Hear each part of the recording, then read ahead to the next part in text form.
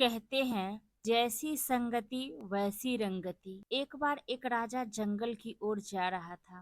रास्ते में उसे डाकुओं का इलाका पड़ा। राजा अपने काफिलों के साथ जैसे ही उधर से निकला तो उसे एक तोते की आवाज सुनाई दी, मारो मारो लूटो। राजा को बहुत आश्चर्य हुआ कि कैसा तोता है।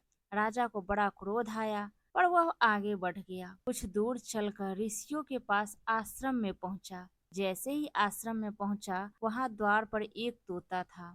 उस तोते ने बड़े ही मधुर स्वर में बोला, स्वागतम स्वागतम। राजा को फिर बहुत आश्चर्य हुआ। तोते की आवाज सुनकर ऋषि बाहर आ गए। उन्होंने राजा का स्वागत किया।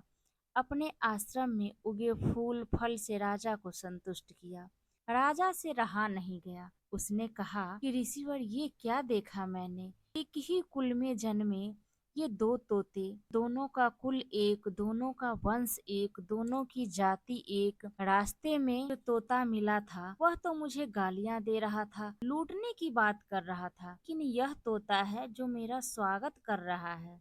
रियो ने कहा, बात कुछ नहीं है, इसमें दोष इन तोतों का नहीं है, उन्हें पालने वालों का है।